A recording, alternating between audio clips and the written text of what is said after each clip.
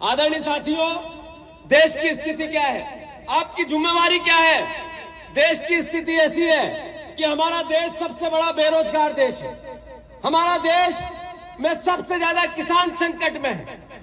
गरीब और अमीर की खाई अद्भुत और अकल्पनीय हो गई है। गरीब है वो और गरीब हो रहा है, अमीर है वो और अमीर हो रहा है।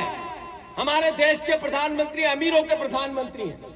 गरीबों को योजनाओं से पैसे बांटते हैं और वोट लेते हैं। गरीबों को 80 करोड़ लोगों को राशन से वोट लेना चाहते हैं। 10,000 बहनों को देते हैं और वोट लेना चाहते हैं। लालच देकर वोट लेते हैं और अमीरों का घर भरते हैं। ऐसी सरकार के मुखिया नरेंद्र मोदी है। और हम वो लोग हैं जिन्होंने देश को आजाद कराया था।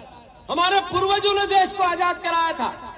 कैसा देश बन रहा है अभी, जिसमें स्वायत्त संस्थाएं पंगु हो गई है।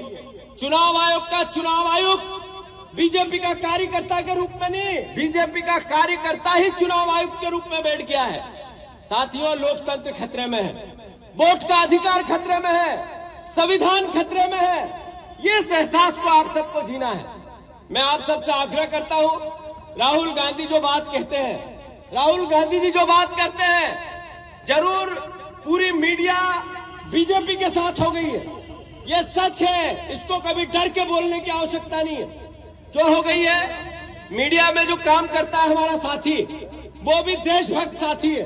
वो लोकतंत्र को जिंदा रखना चाहता है, ईमानदारी से अपनी कलम से सरकार को झुकाना चाहता है।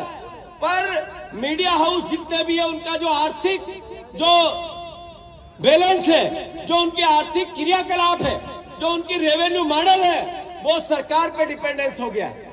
उन पर जब सरकार पैसे देगी तब मीडिया अपना अखबार छाप पाएगा।